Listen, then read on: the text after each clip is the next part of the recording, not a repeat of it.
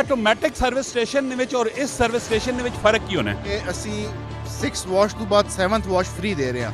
ਅਸੀਂ card issue ਕਰਸਾਂ, ਜਿਹੜਾ ਬੰਦਾ ਅਸੀਂ ਉਸਾਂ ਕਾਰਡ ਅਸੀਂ ਸਟੈਂਪ ਕਰਕੇ ਦੇਸਾਂ ਹਰ ਵਾਰੀ ਵਾਸ਼ ਸਰਵਿਸ ਨਾਲ ਵੈਕਿਊਮ ਨਾਲ ਵਾਸ਼ ਕਰ ਰਹੇ ਹਾਂ, ਟਾਇਰਾਂ ਨਹੀਂ ਜੈਲ ਲਾ ਰਹੇ ਹਾਂ, ਜਿਹੜਾ ਸ਼ੀਸ਼ਿਆਂ ਵਾਲਾ ਸਪਰੇ ਉਸ ਨਾਲ ਗੱਡੀ ਨੇ ਸ਼ੀਸ਼ੇ ਸਾਫ਼ ਕਰ ਰਹੇ ਹਾਂ। गला करसा खरिया साहब सचिया ते सुचिया अस्सलाम वालेकुम वीरो भराओ भैनों क्या हाल है? अपनी खैरियत दस हटियो। अल्लाह तबारक व तआला आगे असी भी दुआ करने हैं, तुसी भी दुआ करो अल्लाह तबारक व तआला रहमत अली बारिश बरसाउन। कमेंट लिखते ही हो आमीन ना। माशाल्लाह जी गड्डी जिस टाइम असें किन्ने लखा करोड़ा रुपए की गड्डी होनी है, उस गड्डी यानी केयर भी बहुत ज़्यादा ज़रूरी होनी है। उसका इंजन ऑयल चेंज करना पैना है, उसका वाश करना पैना है, उसकी डिटेलिंग करानी पैनी है। अगर ये सारियां सर्विसिज़ां तुसा एक ही छत तले मिल जुलन तो कैसा रहसी?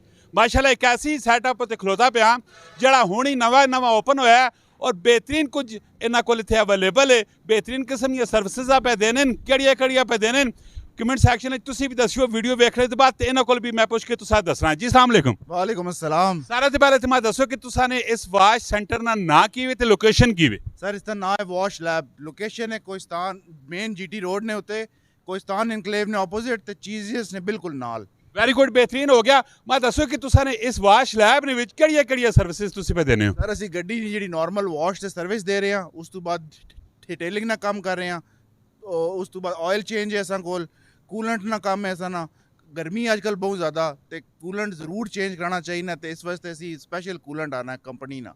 Very good. देखो जिस टाइम तुसा ने गड्डी गर्म होनी है, इंजन चलना है, अगर कूलेंट पे हो सी तो इंजन खराब होने तो बचना है, गर्मी ठंडी होनी है, कूलेंट जड़ा है तुसा ने गड्डी ठंडा करना है। वैसे ओवरऑल तुसा ने रेट शेट कैसे? रेट असा ने मुनासिब हुन जिस तरह ने बाकी वाश ने ਅਸੀਂ ਟੋਟਲ 500 ਰੁਪਇਆ ਲੈ ਰਹੇ ਹਾਂ ਤੇ ਉਸ ਦੇ ਵਿੱਚ ਵੈਕਿਊਮ ਨਾਲ ਵਾਸ਼ ਕਰ ਰਹੇ ਹਾਂ, ਟਾਇਰਾਂ ਨਹੀਂ ਜੈਲ ਲਾ ਰਹੇ ਹਾਂ, ਜਿਹੜਾ ਸ਼ੀਸ਼ਿਆਂ ਵਾਲਾ ਸਪਰੇ ਉਸ ਨਾਲ ਗੱਡੀ ਨੇ ਸ਼ੀਸ਼ੇ ਸਾਫ਼ ਕਰ ਰਹੇ ਹਾਂ ਤੇ ਸਰਵਿਸ 800 ਰੁਪਇਆ ਚਾਰजेस ਨੇ।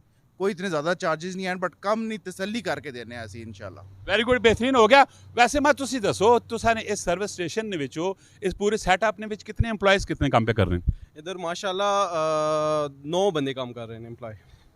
9 बंदे काम पे कर रहे हैं। ऑटोमैटिक सर्विस स्टेशन ने विच और इस सर्विस स्टेशन ने विच फर्क की होना है? फ़र्क ये होना है कि ऑटोमैटिक सर्विस स्टेशन ने सिर्फ तो वाश होनी है सारी गड्डी, लेकिन इत्थे मैनुअल सर्विस ने उस मतलब मेन थलो सफाई गड्डी थलो सफाई सारे प्रॉपर अच्छी तरीके नाल होनी है। माशाल्लाह कस्टमर भी इन्हां को खलोते पैन, जरा कस्टमर आ पुछना है कि रियलिटी होते आग साच होते दसन इन्हां दी ओवरऑल सर्विसेज है कैसी, मुतमईन है कि नहीं? जी अस्सलाम वालेकुम। जी वालेकुम सलाम। भाई कित्थों आए हो? जी मैं मॉडल टाउन ने। वैसे इन्हां कोल तुसी पहली दफ़ा आए या पहले काम कराने रहे हो? मैं तीसरी चौथी दफ़ा आया थे। मुतमईन हो? जी बिल्कुल मुतमईन हाँ। इन्हां च मुतमईन होने दी तो खास केड़ी गल है, किस वजह तो तुसी मुतमईन हो? हाँ जी इसने काफ़ी सारी वजूहत ने। सब तो पहली गल है कि बड़े संजीदगी नाल कस्टमर नाल वेखने, फिर काम अपना जो जिस टाइम वाश हो रहे होने उस तो ही नज़र रखने ने। इन्होंने टीम बड़ी माशाल्लाह तजर्बेकार ने, लड़के काफ़ी पुराने ने इन्हों को जेडे आए ने ते ना सुपरवाइज़र भी इन्होंने अच्छे ने ते बाकी मुतमईन होके गया जितनी दफ़ा भी आए थे।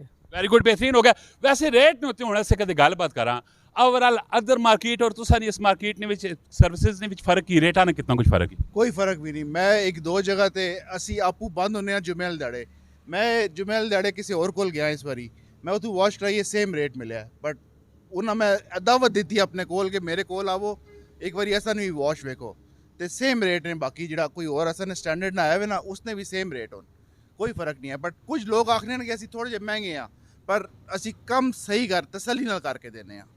2 सवाल करसा उसके बाद वीडियो क्लोज करसा। पहले नंबर च तुम दसो कोई बंदा फोन ते तुसा रब्ता करना चाहे कॉन्टैक्ट नंबर की वे? सर 0332 777788।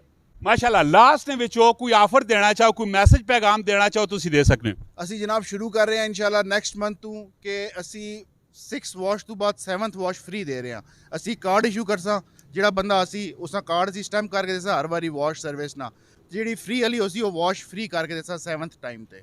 वाश लैब च अगर तुसें सर्विसेज कीतियां भी आन तो कमेंट सैक्शन में तुसी दसो कि इन्हां दी सर्विसेज है कैसी है। तुसां ना कमेंट समारोह बहुत ज़्यादा अहम है और नाल तुसी आके कार्ड वाली सर्विसेज भी तुसी इन्हां कोल किनो, क्योंकि तुसी 6 सर्विसेज जिस टाइम करासो तो 7वीं सर्विसेज तुसा फ्री मिलसी। तुसा कोई मैसेज कोई पैगाम देना चाहे? साढ़े कोल आओ इंशाल्लाह खुश होके पैसा तुसी आओ इत्थे असे तुसा खुश करके पैसा। ये मेरा मैसेज नहीं है तो सी भाई ना ही मैसेज है, लाजमी तुसा इत्थे विजिट करना। लास्ट में लोकेशन भी दस दो। नियर चीजियस और opposite Kohistan GT main GT road. माशाल्लाह जी, विजिट एक दफा तुसा जरूर करना है। मिलना है अगली वीडियो। अपना बहुत सारा ख्याल रखियो। फी अमान अल्लाह। पाकिस्तान जिंदाबाद।